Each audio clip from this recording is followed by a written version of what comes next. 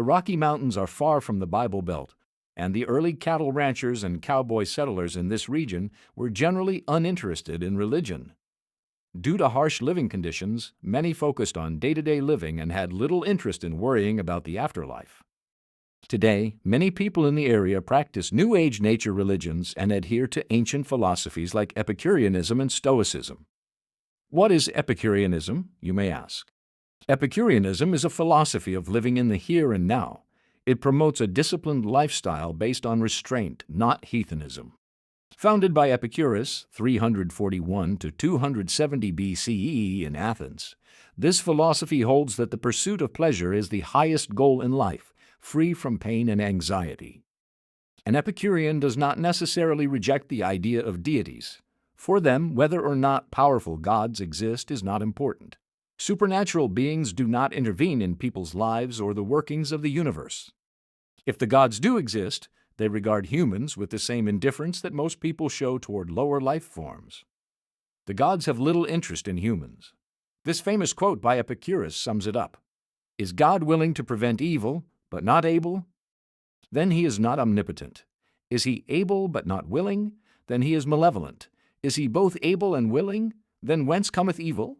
Is he neither able nor willing? Then why call him God? If supernatural forces have no control over our lives, then free will becomes our guiding principle.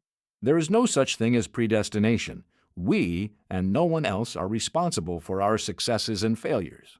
We are responsible for our own behavior and self-worth.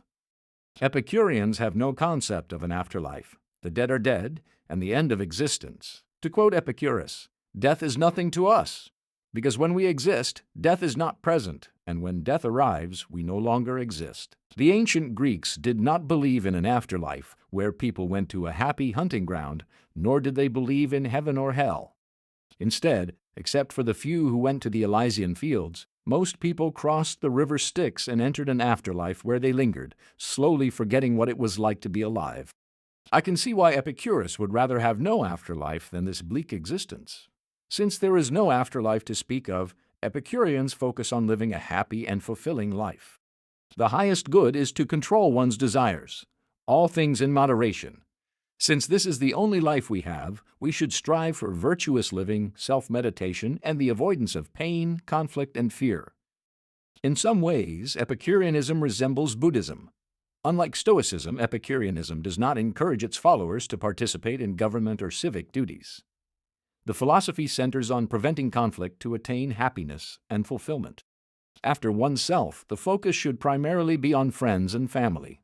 An Epicurean should aim to be a gracious host and set a well-prepared table. He should practice hospitality. Epicureanism embraces the atomism theory and the concept of matter.